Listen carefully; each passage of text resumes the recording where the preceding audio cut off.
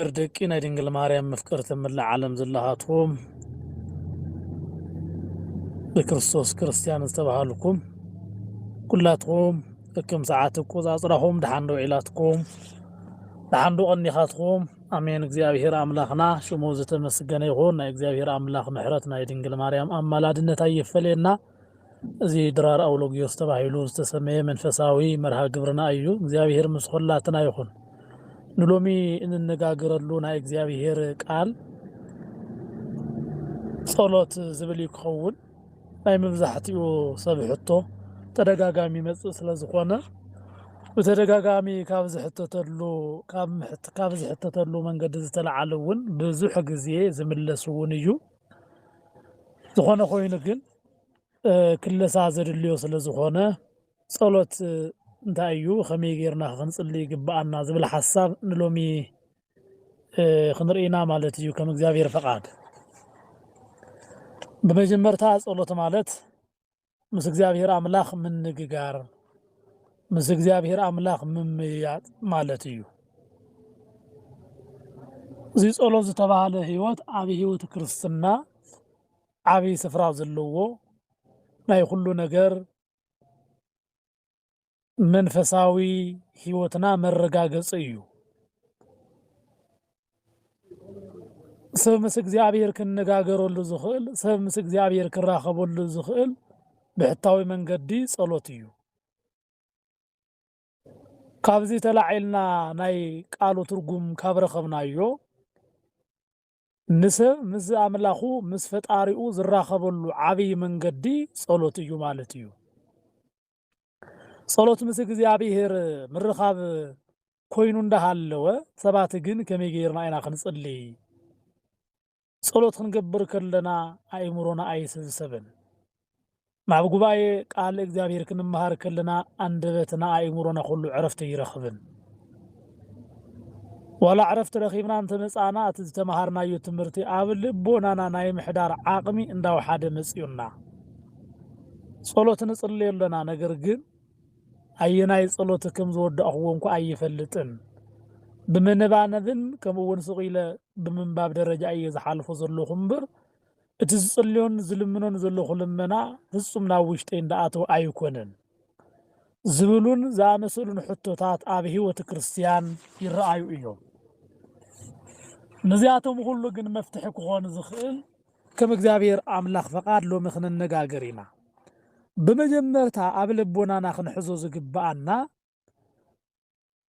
ወዲ ሰብ ናብ እግዚአብሔር ዝቐርበሉ ብሕታዊ መንገዲ መንፈሳዊ መንገዲ ጸሎት ካብ ኮነ እቲ ጸሎት ንገብሮ ዘሎና ኣብዛ ዓለም ምስ ዘሎ ናይተን ዓበይቲ ሃገራት ፕሬዚዳንት ወይ ከዓ ቀዳማይ ሚኒስትር አይኮነን ወይ ከዓ ኣብዛ ዓለም ምስ ዘለዎ ሃፋትም እውን አይኮነን። ጸሎት ምስ እግዚአብሔር አምላኽ ምንግጋር እዩ ዝብል ቃል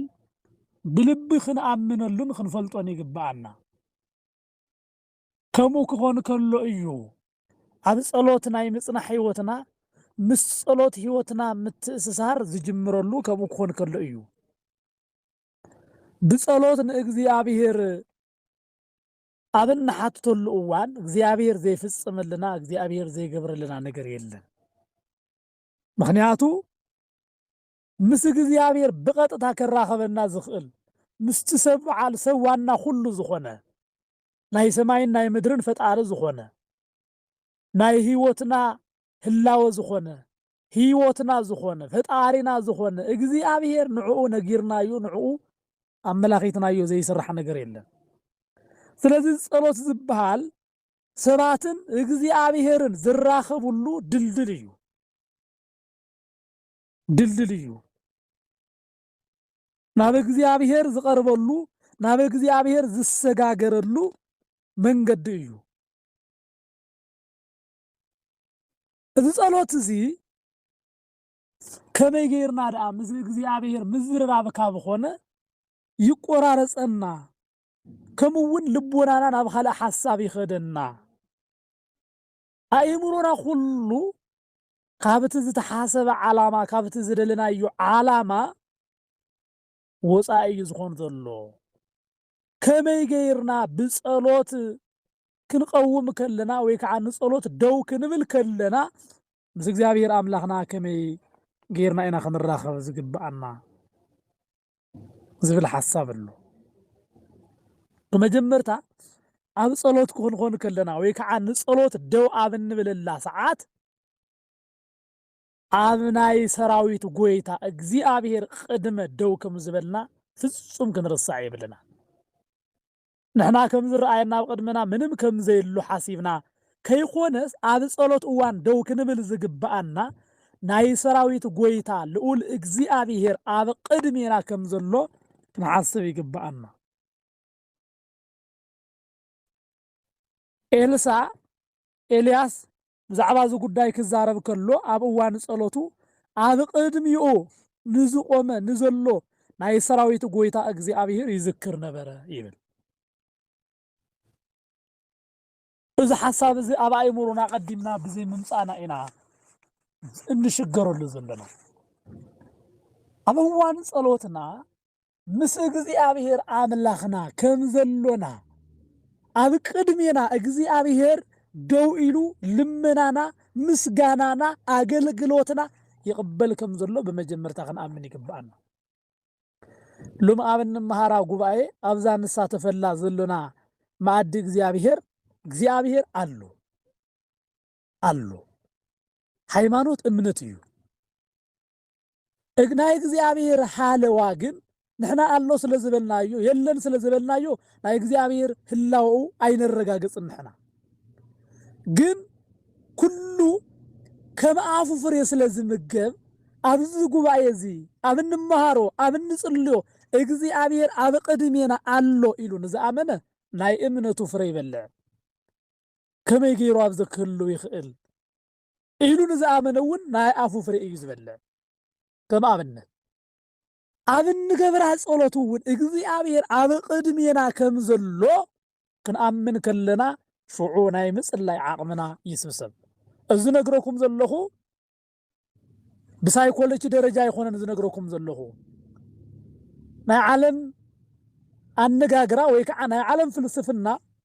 ሎሚ ምሳሕ በሊዕ ኣለኹ ከይበላዕኻ እኮ እዩ ሎሚ ጽቡቕ ደስተኛ ኣለኹ ስለልበልኻ ብተደጋጋሚ ዝቃል ስለጸዋዕኻዮ ከምኡ ክትኾን ኢኻ ዝብል ተሓሳስባ ዓለም ኣሎ ዛነ ዝነግረኩም ዘለኹ ግን ህይወት ዘለዎ ቃል ዝነግረኩም ዘለኹ ምክንያቱ እግዚአብሔር ባዕሉ ዝተናገሮ ስለዝኾነ ኣነ ዝፈጥርኽዎ ነገር ስለዘየለ ናይ እግዚአብሔር ቃል ስለዝኾነ ስለዚ ኣብ እዋን ጸሎት ኣብ ቅድሜና እግዚአብሔር ከም ዘሎ ክንኣምንን ክንፈልጥን ይግባአና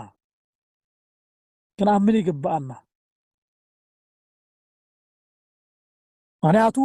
ኣብቲ ጸሎትና ኣብ ቅድሚ ጸሎትና እግዚአብሔር ከም ዘሎ ክንሓስብ ከለና ከመይና ንኸውን ብጣዕሚ ትሕትና ዝተመላእና ፍቅሪ ዝተመላእና ኢና ንኸውን ከም ባህልናን ከም ተዓባብያናን እንኮ ብዓርሱ ኣብ ገዛና ጋሻ እንኳን ተመጽዩ ኣጋርና ንመሬት ከረግጻ እንኳን ከመይ ቀስከም ዝብላ ትፈልጡ ኢኹም من سلزلو بعيننا زرعنايو غاشا سلزلو بلبنا بأمنتنا آبن نصليو صلوت آب قدمينا እግዚአብሔር ምህላው ተንፈልጥ ነይርና ናይ ጸሎት ትርጉም መተረዳአና ነይሩ ግን እዚ ጌጋ ክንወግዶም እንታኒና ነጋገር ዘለናሞ ኣብ ቅድሚ ጸሎትና እግዚአብሔር አሎ መነለይለኩም እግዚአብሔር አሎ እግዚአብሔር ኣብ ቅድሜና አሎ ማለት ከመይ ጌርና ክንጽሊ ከም ዝግባአና ከመይ ጌርና ክነመስግን ከም ዝግባአና ኣይኽጠፍአና እዩ ግን መጀመርታ ስሕተት ዝተፈጥረ ኣምንታ እዩ ተተባሂሉ ግን ንጸሎት ደው ኣብ እንብለሉ ሰዓት ንምስጋና ኣብ እንቀርበሉ ሰዓት ፍጹም ልቦናና ናብ ካልእ ዓዲ ኸይደሉ ካብ ዝተለዓለ እዩ ኣብ ቤተ መቅደስ ኮይኖም ስልኪ ዘውግዑ ዘሎ ቤተ ክርስቲያን ኮይኖም ስልኪ እግዚአብሔር ይርኤልኩም እግዚአብሔር ይርኤኩም ኣብ መንጎ ጸሎት ሃንደበተ ቋሪጾም ስልኪ ዝዕልሉ ሰባት ኣሎ መጻኹ ደሓን ወዳኣኹ من كم زل أمونغو من أب قدميو من كم زلو بزي مردع زقبروا وإيو سبات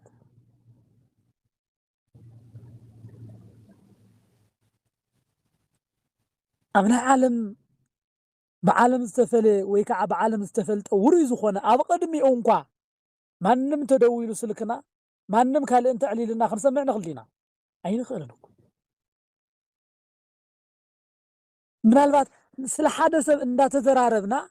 نخالي خنزار ويكع نخالي حساب كن نخلينا أين خلنا مسك زيابير زاكل أملاخ إن تنجاجرنا لبونا أنا بخالي إذا خدلو مخنيات جن أنت أيو أبقدمينا أملاخنا أجزيابير بزوفانو تقميتكم زلو بزي مردانا أيو الذي نسألتنا مقرراس ويكع نسألت عاقم كيهلونا زقبرنا زلو عبي مخنيات زيابير أبقدمينا خم زلو سلذين حسب سلذين أمنيو كابز سلعالة كابز حلفو خعنتا يقطمنا له تسألت قلتيفنا نخنودو برانا نقصر ويكع ورقاقة نقصر ناب قديمي زلو ناب دحري زلو كم زندابرنا نقصر نقصر ناب قديمي ناب دحري خندي إذا أكل صلي خندي إذا أكل تريفن ندابلنا أزينا مسن فوتو سبنقا مسدرانا انقا تدواويلنا جنزب زي قصر تزي خوينو زي قصر تزخون نيرو منا تسعوتنا معنا دسي بلنا مسمن مسقا ولدنا أمو مس سماوي أملاك مس እግዚአብሔር ዳ كمي مسو مزراب كاب خونه صلوت اتا صلوت ودينا كنعرف كمي انا من እዩ بخمور أبقدمينا أملاكنا እግዚአብሔር كم زلو نسو نحنا خنزارب سخيلو ندا سمعنا كم زخونه ስለዚህ ተረዳዕና ኮይና እግዚአብሔር أملاك أبقدمي زلو صلاتي كل خفوات أغاننتي بمسكل حيل قطقطلي خنبل كلنا كو እግዚአብሔር يسمعنا له ማለት እዩ الشحراي እንዳበለና ኮ ይዘር ግን እዚ بزي ምርዳና أبقدمينا كم زلو ናይ ሰራዊት ጎይታ እግዚአብሔር ስለዚህ አመና ግን እትንጽለ ዘለና ጸሎት ብዛዕባ እንታይ ይውግዕ ከም ዘሎ ብዛዕባ እንታይ ሐሳብ ናብ እግዚአብሔር መልእክት ይቅርብ ከም ዘሎ እንኳ አይርዳአናን ስለዚህ በአስተውዕሎን ፍጹም እግዚአብሔር አምላክ አብ ቅድሜና ከም ዘሎ አሚንና ክንጽልይ ይግባአና ስለዚህ አብ ጸሎት እዋን ሁለመነና አይሙሮና ህሊናና አተሐሳስባና ሁሉ نصلوت الدواب زبنا الله ساعات تحصار جزينا أب هلينا زنبرو عبيت نجاراتن كي يترفو كلهم كانوا وردهم يجبأنا بكل حسابنا نيجزي أبيهر كنا مسجنوا يجبأنا ترى مجمر تحجن تأتبل بكل حيلخا بكل لبخا مجزي أبير أبلاكا فتو تبليا زحجز يا بتكبار ختقلص كلا اب اوان نصلوت دو اب نبلو حسابنا كله نእግዚአብሔር ጥራይ بمهاب مس املاخنا እግዚአብሔር እንዳተማ يጥራ ከም ዘሎና ነተ حسابنا نحطونا መልስ ከም ዝህበና ብምእማን حسابنا نእግዚአብሔርን ጥራይ ኮን ይግቦ ምክንያቱ ጸሎት ካውሽጢ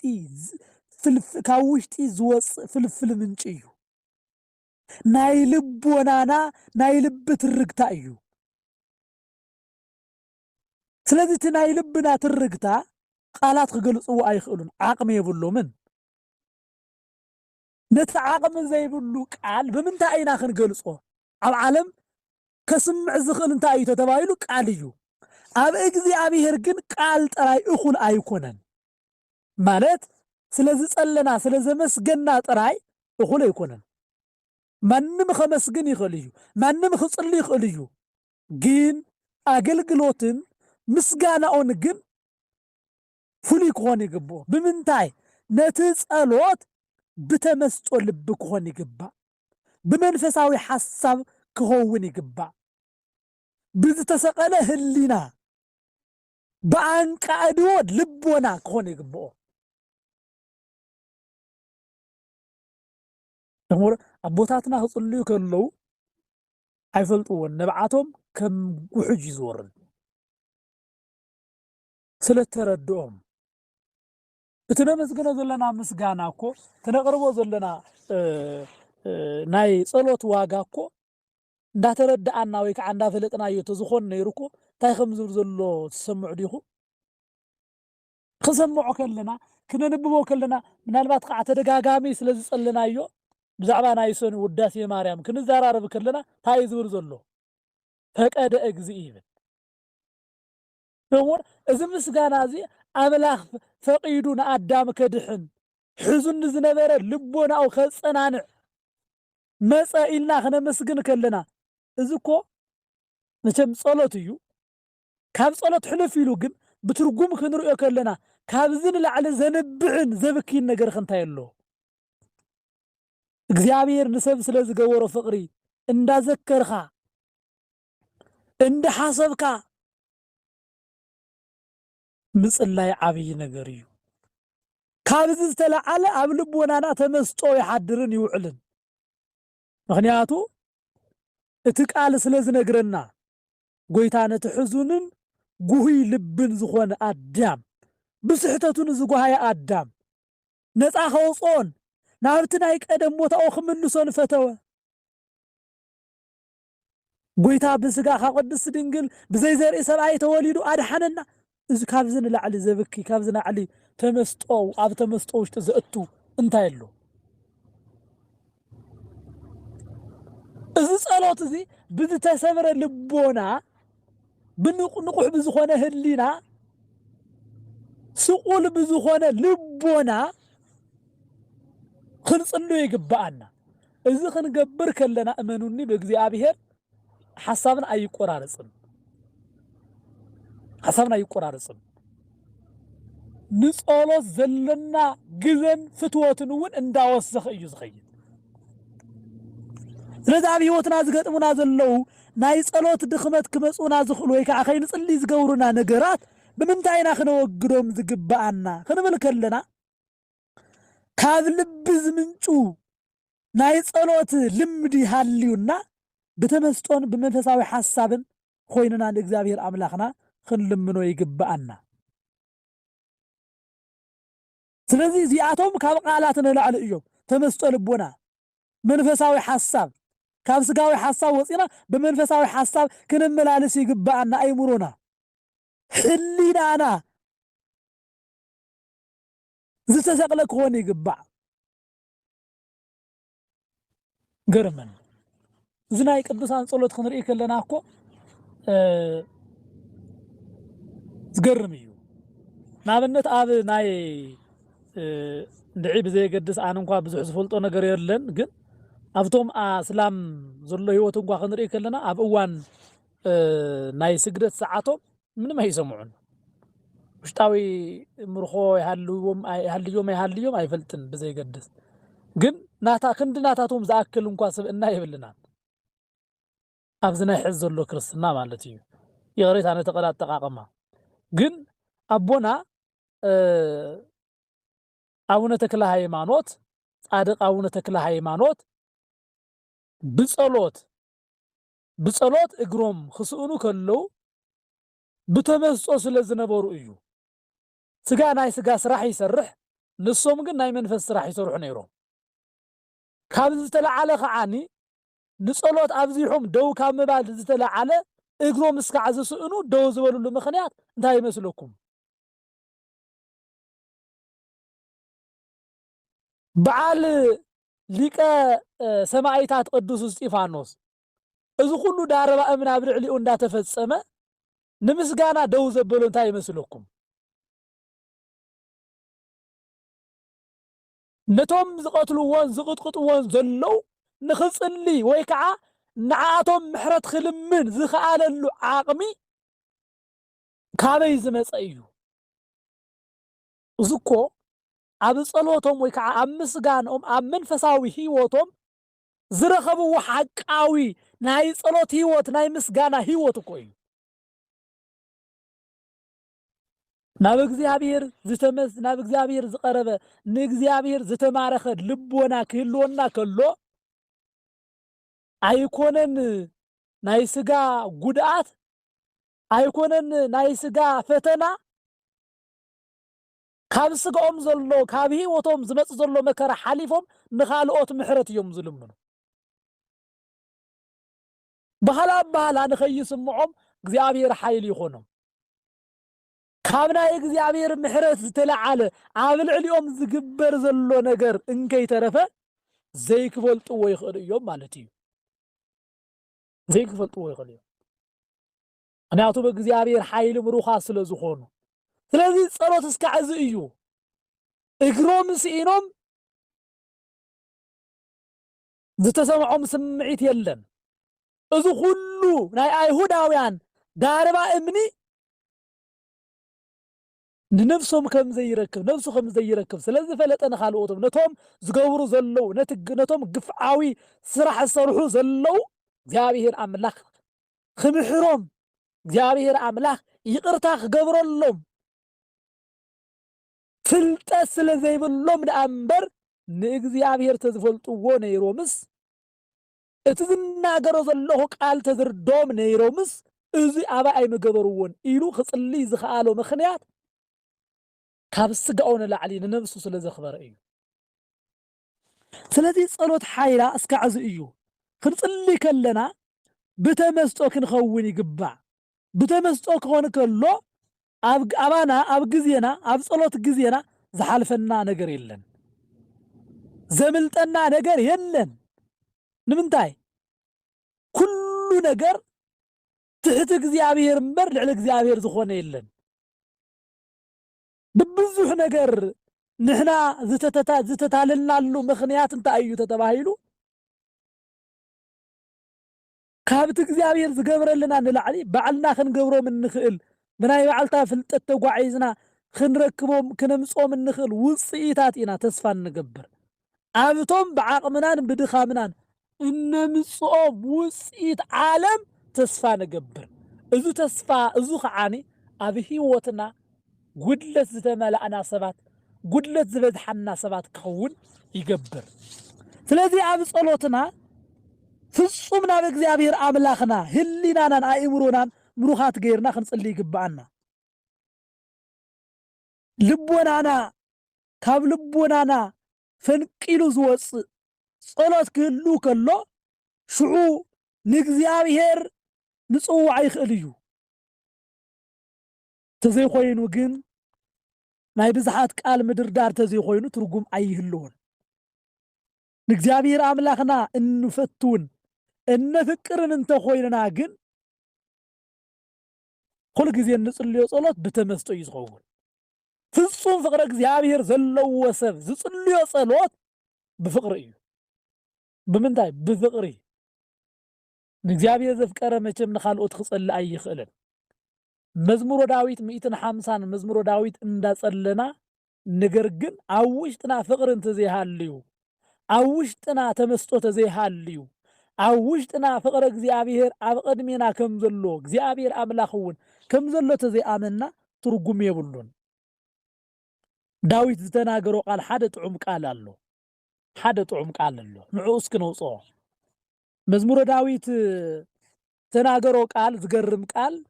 መዝሙር 41 ዝገርም ቃል ኣሎ ንእግዚአብሔር ኣምላኹ ከመይ ከም ዘፍቅር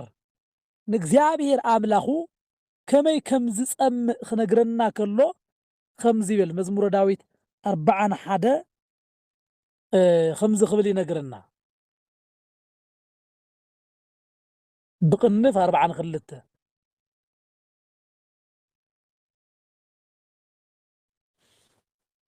ነብሰይ ናባኻ ኦ ኣምላኽ ትናፍቃላ ይብል ይኽሙር ነብሰይ ንዓኻ ተጸምአት ነብሰይ ናባኻ ኦ ኣምላኽ ትናፍቃላ ይብል ዕራብ ናብ ዓይኒ ማይ ከም እትናፍቕ ከምኡ ከዓ ነብሰይ ናባኻ ኦ ኣምላኽ ትናፍቃላ ይብል ትኽምዎ ዶ ነብሱ ናብ እግዚአብሔር ከመይ ከም እትናፍቕ በኻላ ኣባህላ ናይ ዳዊት ንግግር ናይ ዳዊት ነፍሲ ንጸሎት እያ ትናፍቕ ዝነበረት نمسغانا أيو لبا زلعال نورا غزي بلان نعالم شخشختا غزي بلان نفس داويت نغزيابير تصمئ نبره ناي صلوت ترغم خردانا كلو እግዚአብሔር ሁል ጊዜ ይናፍቀና ሁል ጊዜ እግዚአብሔር ይናፍቀና እግዚአብሔር በሐቂ ሁላትና ከምዛ አይነት ፍቅሪ ይምላአልና ዋልያ ዝበሃል እንስሳ አሎ ወይ ከዓ ራብ እንዳበለ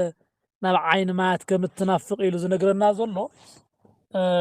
ዋልያ ተባይሉ ጽዋዕውን እዩና እዚ እንስሳ እዚ كل جزء مفكر ما إيو مفكر ما إيو نا محارنيا ولا إيو زبال مثلا نا تقرنيا راف ندابل يسوع زلو بتشا راف ندابل يسوع له زي إنسسا زي زواليا زبال إنسسا على قرز اللوم سفراتات زنبر يو بزي بسمين إثيوبيا خمس اللون زنقرر إيونا ألو عندك قوي يتربشوا እሺ እንስሳዚ ማይ ብጣዕሚ ስለ ዝፈቱ ናብ ታሕቲ ወሪዱ ኣብ እምባ እዩ ዝነብር ብዙሕ ግዜ ማይ ሰትዩ ክምለስ ከሎ መሊሱ ገና ኣብቲ ክበፅሖ ዝሓሰበ ቦታ ከይበፅሐ ተመሊሱ ከዓ ናብቲ ማይ ይኸይድ ኩሉ ግዜ ዓይኒ ማይ ዝናፍቕ እዩ كل جزء ما يزنافق يو ما يسوتيو نام محدري ويك عنا نابتا زبل علا ويك عنا نابتا زنبر الله صفرا قدم من صحو مليسو عني ما ينافقو ريهم داويد نغزيابير خمزي نافقو كم يعدلنا نغسيو الله كوديتاتنا بوتاتنا ون كل جزء بزيكا بيت كريستيان بزيكا بيت እግዚአብሔር بزيكا مصاحفت ቅዱሳን ምንባብ ካል ዘይናፍቆም ዘይናፍቀን አለዋ ነፍሴን ዓኻተ ጸምአት ይብል ነፍስና እንታይ ተጸሚያ ትፈልጥ እናቴና ታትኹም ብዛዕባ ዓለም ድሌት ብዛዕባ ዓለም ማቻ እንታይ ያተና ናፊቃ ትፈልጥ ነፍስና ዳዊት ነፍስ ግን نمن يتصمز نبرت نእግዚአብሔር ንኣምላኻ ጸሎት ብልብኩ ሆነ ከሎ ኣብ ቅድሜና ከም ዘሎ እግዚአብሔር ብምስአል እንገብሮ ጸሎትውን በዝልክ እዩ ሁሉ ጊዜ ንእግዚአብሔር ያ ትጥምት ነፍስና ሁሉ ጊዜ ንእግዚአብሔር ያ ትጸምእ ነፍስና ሁሉ ጊዜ ንእግዚአብሔር ትናፍቅ ነፍስና አዕራብ ንማይ ወይ ንማይ ምንጭ ከምዝ ናፍቃ ነፍስናውን ንእግዚአብሔር ክትናፍቆ ይግባእ ምናልባት ሕጁ ዘሎና ህይወት ናይ ጸሎት ልምድና ገና ሓድሽ ኮን ይኽእል ግን ብተመስጦ ኮይንኩም ካብ ለምሸት ጀሚርኩም እስኪ ጸልዩ እስኪ ልብኩም ምርኽ ብዝበለ መንገዲ ማንም ክርብሸኩም ብዘይኽእል መንገዲ እዚ ክብለኩም ከለኹ ዘንይኹም ኹነታት ከይተረዳእን ተሪፉ ይኮነን ግን ልቦናና ናብ ላዕልን ተሰቂልናዮ ኣብ ቅድሜና ዝረብሽ ነገር እንተልዩ እንኳ አይረብሸና ነዚ ኮይኑ ናይ ስጋ እግሩ ድኽመት ንቦና ጻድቅ አቡነ ተክለ ሃይማኖት ናይ እግሩ ሕማም ክንኽኦ ዘይከኣለሉ ምክንያት ወይ ከዓ ክስምዖ ዘይከኣለ ምክንያት እንታይ እዩ ስጋ ኮ ይሓምም ኮ እዩ ግን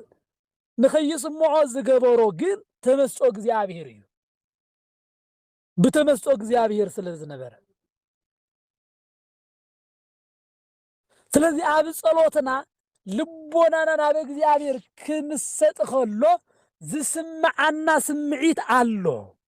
እቲ ስምዒት ብምንም ቋንቋ ክግለጽ ዘይኽእል እዩ ዳሴ ተጀሚሩ እስካዕ ዝውዳእ ገጾም ብንብዓት ዝሓጽቡ ሰባት ዕድለኛታት ኣለዉ ቅዳሴ ተጀሚሩ እስካዕ ዝውዳእ ሙሉእ ቅዳሴ ሰዓት እንዳበኸዩ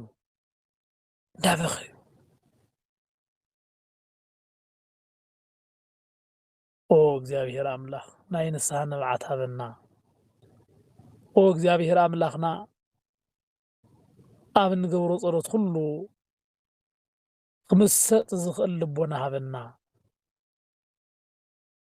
ንሕናስ ብሓሳብናን ብልብናን ኩሉ ስለ ስጋ ሓሳብ እንዳሓሰብና ስለ ስጋ ጉድለት እንዳረአና ካብቲ ንጸሎት መጽሓፍካ እንምልከቶ ንላዕሊ ኣብ ጎንና ኣብ ጥቃና ዘለው ጉድለታት እንዳተመልከትና ነቲ ሙሉእን ምሓርን ዝኾነ ቃልኻ ብሙሉእነት ክንንብብ ዘይከኣልና ድኹማት ደቅኻ ኢና እሞ እግዚአብሔር ኣምላኽ ነቶም ቅዱሳን ደቅኻ ዝገለጽካሎም ልቦና ንዓና እውን ሃበና ኢኻ ሓሳብናን መንገድናን ሁሉ ምድራዊ ዝኾንና ደቅኻ ሓሳብና ሁሉ ሰማያዊ ክኾን እግዚአብሔር ዓድለና በትንገብሮ ጸሎት ሁሉ ተስፋ ዝሰኣና ሰባት ኢና እሞ ብጸሎትና ተስፈኛታት ክንኸውን ብምስጋናና ሕጉሳት ክንኸውን ብቃልኻ ዝተጽናዕናዕና ክንኸውን እግዚአብሔር ብምሕረትኻ ረድኣና ደኺምና ኣሎና ካበየናይ ጀሚርና እስከ ዓየናይ ከም እንጽልይ ዘይንፈልጥ ኮይንና ብዝተነገረና ቃል እንኳ ዘይንጽናዕናዕ ኮይንና ድኹማት ናይ ዓለም ድሑራት ከንቱታት ኮይንና ኣሎና እሞ እግዚአብሔር ኣምላኽ ትቕኑዕ መንገድኻ ምርሓና ብዘይካ ንስኻ መን ኣሎና ንስኻ መንገድና ኢኻ ንስኻ ህይወትና ኢኻ ንስኻ ብርሃንና ኢኻ ኦ ኣምላኽ እግዚአብሔር ጸሎት ትምህርና ንስኻ ኢኻ ህይወትና ንስኻ ኢኻ እሞ ኩሉ ነገርና ንስኻ ክትኸውን ኣብ ልቦናና ክንጽሕፈካ ኣብ ልቦናና ክነቐምጠካ ኣብ ልቦናና ስፍራ ንክህልወካ እግዚአብሔር ልቦናና ክፈት ልቦናና ካብ እግዚአብሔር ርሕቀሉ ወገናተይ እታዋልያ ምንጪ ናፊቃ ከምትኸይድ ናተይናታትኹምን ነብስውን ፍቅሪ እግዚአብሔር ዝተጸምአት ክትኸውን ይግባእ ከምኡ ክትኾን ከላ እያ ነብስና ናብ እግዚአብሔር ኣምላኽ መቕራብ እትኽእል ሽዑ ናይ ጸሎት ትርጉም ይርዳኣና ሽዑ ናይ ጸሎት ትርጉም እንታይነቱ ይርዳኣና እዩ ናይ ምድሪ ችግር ንመፍትሒ ኣይኮነን ክንጥቀሞ ሽዑ ምክንያቱ ንምድራዊ ጉዳይ ብዘይግድስ ተተፈትሐ ጽቡቕ ተዘይተፈትሐ እውን ጽቡቕ ሰማያውያን ሓሳብ ዘለዎም ስለ ምድራዊ ጉዳይ ኣብ ምድሪ ስለ ዝተፈጥረ ግዜ የብሎምን ሰዓት የብሎምን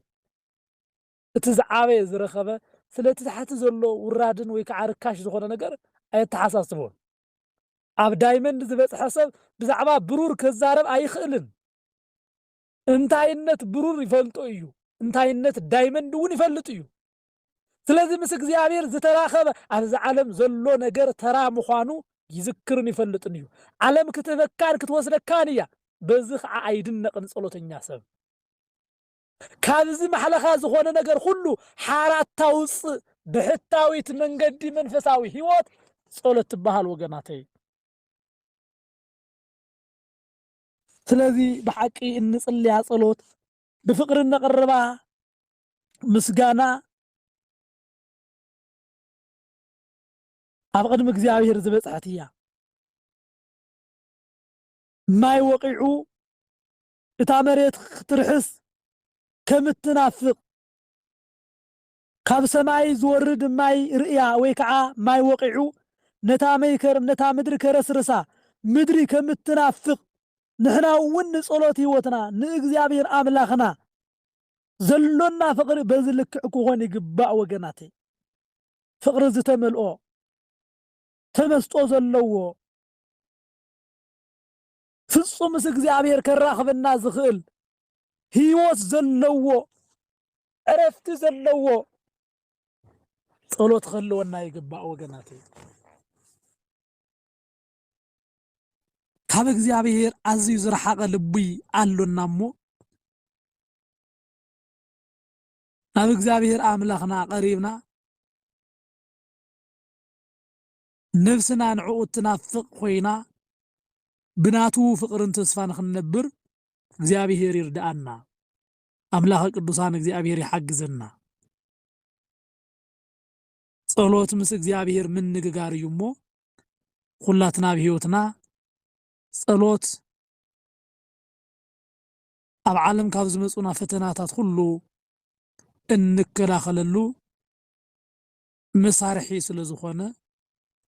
ካብ ህይወትናን ካብ ኣፍናን ጸሎት ክንፈሊ የብልናን እግዚአብሔር ኣምላክ ምስ ኩላትና ይኹን